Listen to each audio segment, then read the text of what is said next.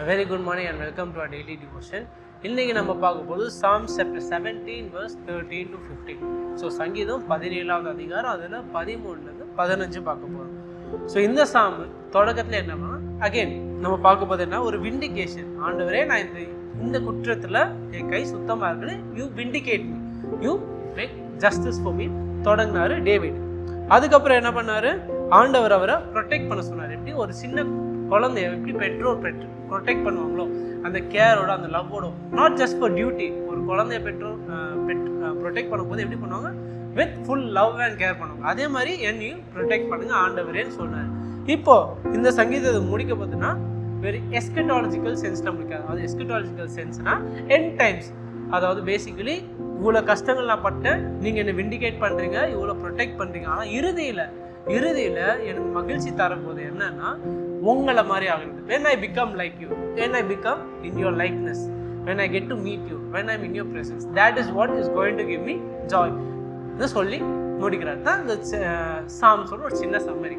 இப்போ இதில் நம்ம ஃபோக்கஸ் பண்ண போகிறோம் வேர்ஸ் வந்து verse 15. So Psalms chapter 17 verse 15 it says, as for me I shall behold your face in righteousness, when I awake I shall be satisfied with your likeness. இன்னொரு சொல்கிறேன், as for me I shall behold your face in righteousness, when I am awakened I shall be satisfied with your likeness. So இதுலேருந்து நம்ம எடுக்க போகிற takeaway என்னென்னா, சிம்பிளாக சொல்லணும்னா David வந்து நம்ம இந்த சங்கீதத்திலே பார்த்தோன்னா ஒரு சீக்வன்ஸாக பார்த்தோன்னா ஆரம்பத்தில் என்ன இருந்தார், அவர் ஒரு பிரச்சனை இருந்தார். he was in a problem, he was in a situation.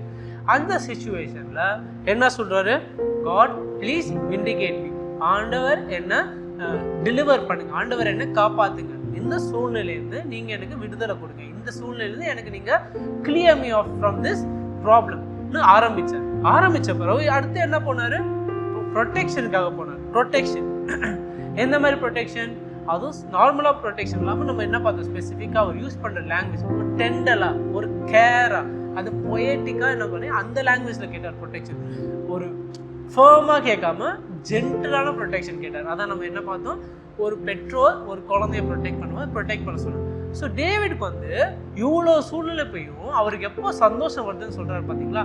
நான் இந்த சூழ்நிலை போய் நீங்கள் காப்பாற்றும் போது இல்லை சந்தோஷம் இல்லை, இந்த சூழ்நிலையை தாண்டி வந்தேன்னு சந்தோஷம் இல்லை, இந்த சூழ்நிலையை நான் பொறுத்து நான் வெளியே இந்த பக்கம் வந்து I am still the same man, எனக்கு எந்த கண்டனையும் வரல, எனக்கு எந்த பிரச்சனையும் வரல, ஐ எம் கிளீன், ஆனாலும் சந்தோஷம் இல்லை.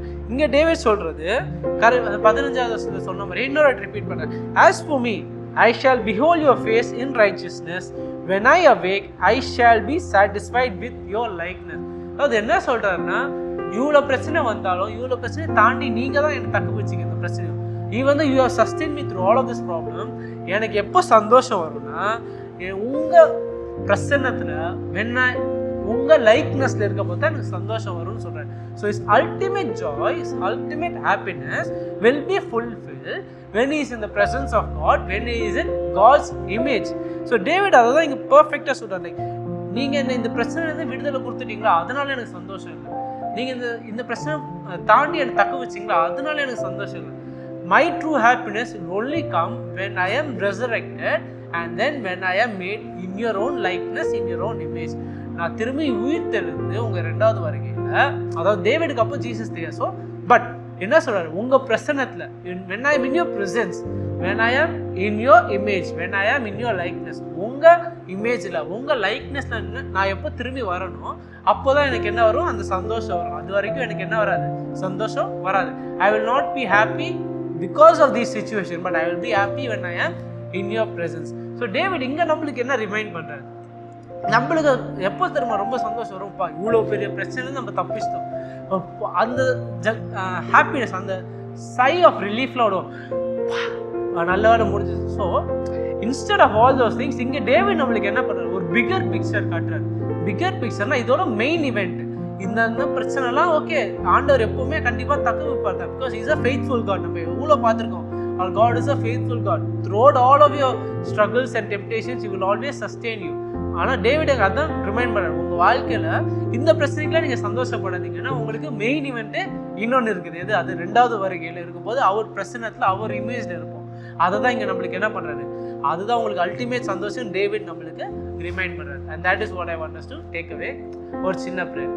Our loving Heavenly Father, thank you for this wonderful devotion, and thank you for this wonderful reminder that even though you have given us countless blessings and you have vindicated us countless times in our lives, Lord, that should not be the ultimate source of our happiness, or that should not be something that puts a smile on our face, Lord.